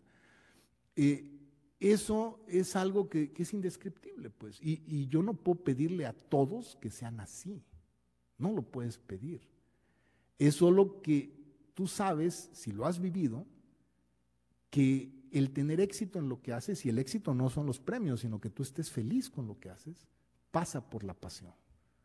Si no hay pasión, pues eres un investigador más, que hay muchos de esos en México y en todo el mundo, que publicas tus artículos en buenas revistas, tienes tus citas, pero no es algo que digas, yo no me veo haciendo otra cosa. Cuando tú ves tu vida en retrospectiva y dices, con todas las cosas que me pasaron, ¿yo la volvería a vivir igual? Es porque sabes que encontraste el camino correcto y te sientes muy afortunado de eso. Porque dices, yo creo que si yo no hubiera encontrado el camino correcto, con todo este ímpetu que tengo, sería yo increíblemente infeliz. Porque ¿a dónde mandaría yo toda esa energía? ¿No? La habría desperdiciado, quién sabe en qué. Porque si no tienes algo que te empuje y tienes toda esa energía guardada, pues la vas dejando ahí por pedacitos, ¿no? Se te va saliendo por pedacitos. Entonces yo creo que esa pregunta que haces, que es fundamental, es algo que lo tienes que sentir, que nadie te lo puede describir. Y tú lo sabes. Yo cuando vi los evolutivos por primera vez dije, esto es lo que quiero hacer. Lo supe en ese momento, sin que nadie me lo dijera. igual que la primera computadora que tuve en mis manos. Estudiando ingeniería civil, siendo tremendamente infeliz durante 5 años en ingeniería civil. Mi único consuelo era, cuando esto se termine, voy a estudiar lo que realmente quiero. Porque ya lo descubrí, al menos tuve esa suerte que lo descubrí. Un poco tarde, ¿no? Pero lo descubrí. Pero debe ser muy duro si nunca lo descubres, ¿no? O si nunca sientes pasión por nada. Debe haber gente así, supongo, ¿no? No es mi caso, pero lo que te lleva a hacer estas cosas es simplemente la pasión, no es otra cosa. Hace uno cosas muy locas. Yo tuve una época, bueno, ahorita regresé un poco a esa época, pero estoy tratando de controlar, de que viajaba mucho, hacía viajes muy locos, y la gente no lo podía entender. Y les digo, pues no lo van a entender porque no ven el mundo como lo veo yo, ¿no? Yo llegué a ir a China 2 días, regresar a México, quedarme un día y luego irme a Madrid, que era tan grande el cambio de horario que mi reloj biológico ya se descontrolaba por completo, ya no sabía ni en qué lado estaba, ¿no? Pero no me importaba porque yo era feliz viendo a estos jóvenes motivados, escuchando una plática o hablando con colegas o presentando un artículo. Eso era lo que a mí me hacía feliz. Y decía, no me importa viajar 30 horas al otro lado del mundo si voy a motivar al menos a una persona. Y eso sí te puedo decir, en mi experiencia personal, y eso lo dije en mi discurso del Premio Nacional, una de las experiencias más maravillosas para mí han sido eso, la retribución, eso de lo que nunca hablas. No son las citas, no son el índice H, es que llegues al otro lado del mundo. Yo la primera vez que fui a Australia en 2003, se me acercó un chico y me dijo, yo estoy en la universidad no sé qué de Arabia Saudita, y leí su artículo de tal año del que yo ni me acordaba, y fue mi inspiración para hacer mi tesis de maestría. Y dices, wow, ¿no? O sea, te quedas con la boca abierta. Que dices, yo ni siquiera sabía, pues, ni yo me acordaba del artículo, ¿no? Que este chavo lo hubiera leído en el otro lado del mundo y que eso lo inspiró a hacer su tesis, que no era de doctorado, era una tesis de maestría. Pero es algo tan especial el sentir eso, que alguien sabe de ti y de tu trabajo en el otro lado del mundo. Porque entonces tú sientes, sí sirvió de algo. Para mí eso es trascender, no es tener 60,000 citas, ¿no? Es porque le cambiaste la vida a alguien, ¿no? Alguien te dijo, yo me metí a esta área por usted, porque leí sus artículos. Y eso fue lo que a mí me inspiró. Entonces yo creo que esa pasión no la podemos sentir todos, ni la puedes sentir por cualquier cosa, ¿no? Tienes que encontrar exactamente en qué. Y si te dedicas a algo en particular, por eso digo, que seas feliz, ¿no? Que tú sientas que eso te llena, y entonces todo lo demás no va a importar. Ni el tiempo, ni tu vida social, ni nada de eso. Claro, no estoy diciendo que lo tengas que hacer así, pero así ocurre. De la audiencia virtual tenemos una pregunta de parte de Mónica Tentori. Dice, retomando la discusión de formación de recursos humanos, ¿cómo balanceas el hecho que como investigador quieres estudiantes que resuelvan problemas tipo C, que contribuyen a tu agenda de investigación? Es más, que resuelvan el problema del proyecto del cual se tiene financiamiento con respecto a sacrificar tu agenda con el fin de potenciar sus propias ideas, indicarles un nuevo camino para eventualmente convertirse en científicos que puedan plantear una agenda de investigación diferente a la tuya. Es una muy buena pregunta. Yo la verdad nunca he forzado a mis estudiantes a que trabajen en los temas que necesariamente a mí me interesan. Yo les planteo temas, ¿no? Pero les doy cierta libertad para que puedan elegir otras cosas. Y tampoco quedan esos temas limitados a un proyecto que yo tenga con financiamiento. Es por supuesto una opción, ¿no? Pero a veces me ha tocado sacar las cosas de proyectos con colaboradores y no con mis tesistas. Yo creo que un estudiante, si tiene potencial, lo más importante es canalizar el potencial. O sea, no es lo que resuelvan, sino que entiendan que tienen la capacidad de resolver problemas difíciles. Porque si uno se los pregunta directamente, van a decir que no pueden. Esa es mi experiencia, pues. Uno tiene que llevarlos de manera indirecta a que se den cuenta que sí pueden. Porque son ideas a veces muy crudas que uno mismo no sabría cómo resolverlos. Yo les he dado problemas que la verdad yo mismo decía, bueno, puede ser por acá, pero no lo tengo claro cómo lo podría resolver. Y quiero ver, o sea, este chico sé que es muy capaz, vamos a ver si él lo puede resolver. Pero tampoco lo estaba obligando, ¿no? Es una opción. Si tú quieres irte por ahí. Y creo que eso es fundamental para que puedan definir su propia agenda como investigadores. Si solamente resuelven problemas sencillitos de un problema grande que nosotros les dimos, difícilmente van a ser investigadores independientes. ¿Dónde está la creatividad, no? Ellos tienen que entender que uno como investigador independiente tiene que identificar problemas. Ese es parte del trabajo que tenemos que hacer. Si no les gustan los que yo les di, bueno, nadie los está obligando a que trabajen en eso el resto de su vida, ¿no? Pero deben tener la capacidad de identificar que un problema es interesante y que vale la pena abordarlo. Y yo en ese sentido he tenido buenas y malas experiencias, ¿no? He tenido estudiantes muy brillantes que por alguna razón no quisieron hacer una carrera de investigación, lo cual para mí siempre resulta muy doloroso, porque tenían todos los ingredientes. ¿Por qué no lo quisieron hacer? No lo sé. Y otros que a lo mejor no eran los más brillantes, pero que lograron hacer carreras bastante exitosas de investigación. Entonces yo creo que no hay una fórmula al respecto, ¿no? Y yo con esto de los problemas del grupo C no quise decir que a todos los estudiantes se les trata igual, pues que a todos se les reta igual. Yo creo que parte del trabajo de nosotros es conocer las capacidades del estudiante así como las nuestras, ¿no? Y plantearles eso como una opción, no obligarlos, pues a fuerza tienes que resolver este problema porque eso me va a hacer famoso a mí. Yo nunca lo he hecho de esa manera. Es un poco retarlos, ¿no? Porque ellos sienten que pueden resolver grandes cosas y que uno no se atreve a planteárselas. Pero si uno se los plantea directo, a lo mejor digan que no están listos para resolverlo. Por eso hay que hacer un detour, ¿no? Tomarlo el planteamiento de manera indirecta. Al menos esa es mi estrategia. No estoy diciendo que sea la mejor, pero a mí me ha funcionado. Pocas veces estudiantes de estos muy brillantes han tomado ese camino. Debo decir que no todas las veces se han ido por ese camino. Pocas veces lo han hecho, pero cuando lo han hecho casi todos han tenido éxito. O sea, creo que en eso he tenido buen ojo con escoger a los estudiantes adecuados para plantearles eso. Pero es una estrategia, no dije que sea la mejor ni que sea la única.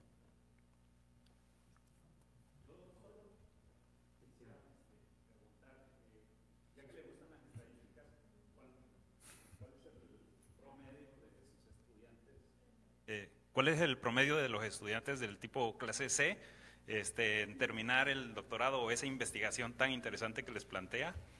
Y si ve adecuado, por ejemplo, que el CONACYT dé un periodo así de 4 años tajantemente de la beca para este tipo de problemas. ¿O qué le parece? ¿Cuál ha sido su experiencia? Gracias. ¿Quieres que hable mal del CONACYT?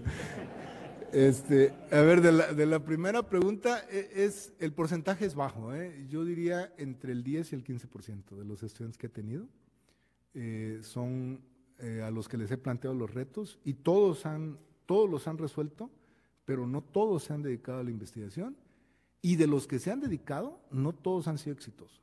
Yo te podría decir de un caso, no puedo decir nombres por supuesto, de un estudiante que tuve, que yo considero los más brillantes que he tenido en toda mi carrera, y que es investigador, pero su carrera ha sido bastante malita. Y yo lo considero alguien muy brillante, desconozco las razones de por qué su carrera nunca despegó, pero así es esto, pues, uno no tiene manera de controlarlo. Sobre los tiempos, yo creo que si uno se organiza bien, más que el estudiante, es uno como asesor, sí pueden terminar en 4 años. Cuando yo entré al CINVESTAB, el doctorado era de 3 años. 3 años era muy difícil, casi nadie terminaba en 3 años, había muchos problemas. 4 años creo que es factible y en mi experiencia personal, al menos en mi departamento en CINVESTAB, muchos jóvenes que luego no terminaban en 4 años o que no terminan en 4 años, es en buena medida por culpa del asesor. Que el asesor los descuida por completo y después los empieza a regañar, no han hecho nada. Ay, pues si no le están dando seguimiento a lo que hace el chavo, nosotros decimos en CINVESTAB que son como los gases perfectos, ¿no? Les das más espacio y lo llenan todo, ¿no? Pero no hacen nada, ¿no? Ahí están nada más flotando, ¿no? En el aire. Entonces uno tiene que estar atrás de ellos. Si uno quiere que den resultados, hay que estar atrás de ellos. Pero son muchos elementos, pues. Para mí, por ejemplo, yo solo trabajo ciertos temas porque es sobre lo que yo conozco. Si los pongo a hacer un tema del que no sé nada, pues el estudiante me puede engañar, no puede llegar y decirme estoy haciendo esto y aquello y yo no voy a saber si está bien o está mal. Por eso yo no soy todólogo. Los pongo a trabajar en cosas que yo conozco bastante bien, que conozco los benchmarks, que conozco los algoritmos, conozco toda la metodología. Entonces ahí no me pueden engañar, está bastante difícil que me hagan trampa. Y yo sé si están haciendo cosas o no. Ahora, hay de todo, hay estudiantes que trabajan mucho y producen pocos resultados. Uno tiene que aprender a lidiar con él. Yo he tenido todo tipo de estudiantes, unos que son brillantísimos, pero que carecen de creatividad. O sea, los tienes que llevar de la manita y decirle esto es lo que vas a hacer. Les das cualquier problema y lo resuelven, pero no tienen la capacidad de plantearse ellos un problema. Ese nunca va a ser un investigador, pero hay que graduarlo, pues, ya que no sea investigador, ese ya va a ser su problema, ¿no? El problema en este momento es que lo tengo que graduar. Entonces ahí tienes que llevarlo de la mano, cuando menos para que haga una tesis decente y saque un par de artículos. Hay estudiantes que son muy creativos, pero son muy dispersos, que no aterrizan nada, ¿no? Que están aquí, ya resolvieron un problema y les dices, haz el artículo y ya están haciendo otra cosa, ¿no? Yo tuve un tesista que me llevo muy bien con él ahora, que era el caso más extremo que he tenido, ¿no? Que era sumamente creativo, pero nunca aterrizaba nada. Entonces me hacía un algoritmo, me lo mostraba y yo le decía, vamos a hacer el artículo, y llegaba al día siguiente y ya había reescrito el algoritmo por completo, ¿no? Era una cosa completamente diferente de la del día anterior. Entonces este chico, para hacer artículos con él, literalmente lo tenía yo que encerrar en mi oficina. Le echaba llave en mi oficina y no lo dejaba salir de ahí hasta que escribiéramos el artículo, porque yo sabía que si lo dejaba salir, lo iba a cambiar otra vez el algoritmo, ¿no? Porque estaba todo el tiempo intentando mejorarlo, ¿no? Le decía, no, es que tienes que detener y hasta que saquemos esto ya hacer lo que sigue, ¿no? Esto es secuencial, no es en paralelo. Entonces hay de todo, pero ese es parte del trabajo de uno, ¿no? Uno va aprendiendo también, ¿no? Y por supuesto comete equivocaciones y a veces las cosas no salen como uno pensaría. Está el elemento humano, he tenido estudiantes que se les enfermó el papá, la mamá y abandonan la tesis, entran en depresión. Es muy complejo, pues, es muy difícil poder reducirlo a un algoritmo, no hay un algoritmo para estas cosas, ¿no? Uno es caso por caso y a veces te va bien, a veces no, pero el producto es lo que tú no sabes. Tú piensas que formaste a veces un investigador y a lo mejor sí lo formaste, pero nunca trabaja como investigador. Y en otras ocasiones dices, tú, este cuate se graduó casi por lástima y resulta que se vuelve un gran investigador. No hay manera de saberlo, al menos de mi experiencia no hay manera de saberlo. Tenemos tiempo para un par de preguntas adicionales. Sí, allá arriba.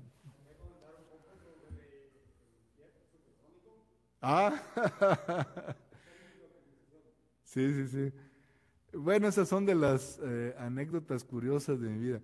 Ese estudiante del que les hablaba, que era así muy volátil, era un estudiante muy brillante, pero inestable. Se llama Gregorio Toscano. Gregorio hizo un algoritmo muy bonito cuando era mi estudiante de maestría en Jalapa, el microalgoritmo genético para optimización multiobjetivo. Fue una idea que yo tuve después de leer unos artículos en los años 90 y lo planteé como un proyecto en mi clase. En mi discurso de ingreso al Colegio Nacional mencionaba que saco mi lista de proyectos y un día me llega a ver un estudiante y me dice, quiero hacer ese proyecto, el del microalgoritmo genético. Y mi primera impresión fue, ¿quién es este chavo, no? Ni siquiera estoy seguro que esté en mi curso.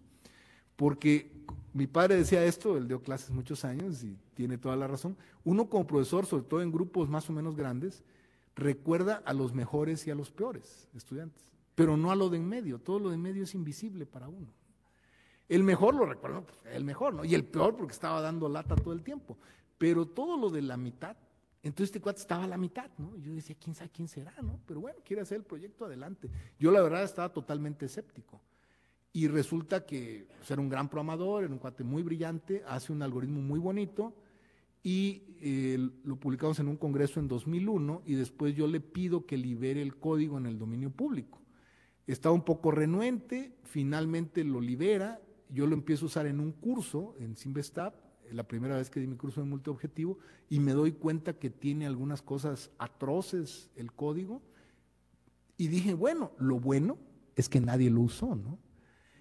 Ahí estaba, ¿no? Pero ¿quién lo va a ver, no? Nadie lo va a ver.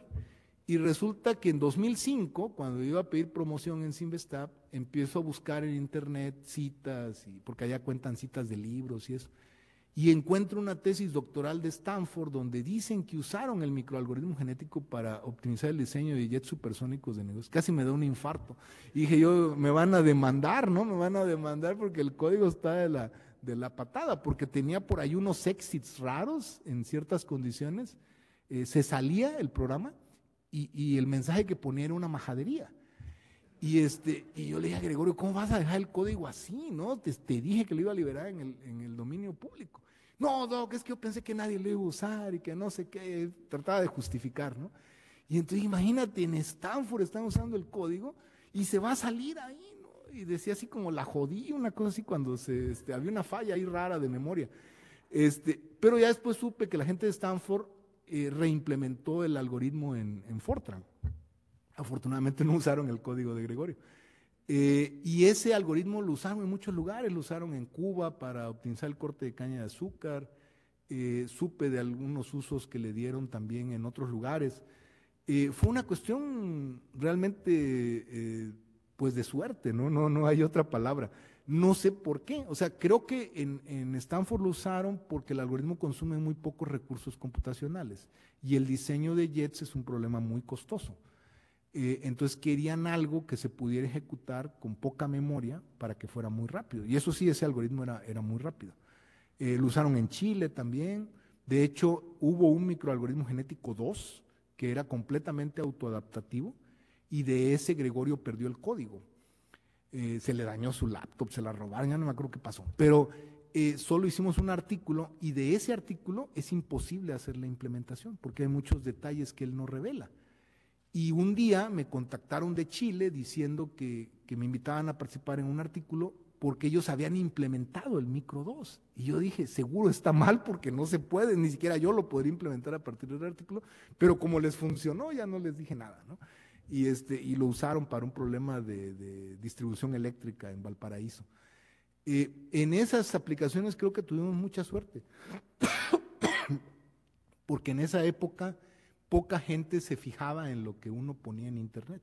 Hoy no, hoy los chinos los tengo encima todo el tiempo, me escriben y me dicen, no, tal artículo lo puedes mandar, ¿no? Porque los pongo incluso antes de que se publiquen. Y le digo, no, espérate a que se publique, ¿no? Ya sé que te lo vas a fusilar, pero cuando menos espérate a que salga.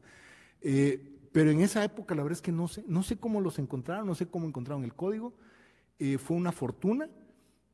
Pocas de las cosas que hemos hecho me han contactado a mí de manera directa para pedirme que quieren utilizar el algoritmo. Sí han habido algunas, pero son las menos. Todas las demás lo encontraron ahí y lo usaron. Por ejemplo, hicimos un PSO multiobjetivo hace muchos años, en 2004, que a mí me sorprendió una vez en Vancouver, me dijeron que lo usaban mucho en aplicaciones de ingeniería eléctrica en Irán, que mucha gente en Irán había usado el algoritmo.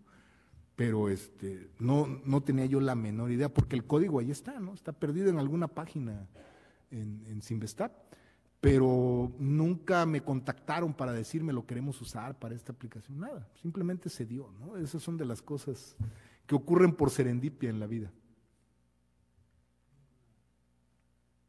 Entonces, vamos a terminar la sesión agradeciendo a Carlos por su interesante plática y le vamos a otorgar este reconocimiento que hace el CICESE en su 50 aniversario. El Centro de Investigación Científica y Educación Superior de Ensenada otorga el presente reconocimiento al doctor Carlos Coello Coello por impartir la charla titulada Lecciones y retos de una vida dedicada a la investigación, evento conmemorativo del 50 aniversario del CICESE. Firma el director general del CICESE, David Covarrubias Rosales. Muchas gracias. Gracias, Carlos.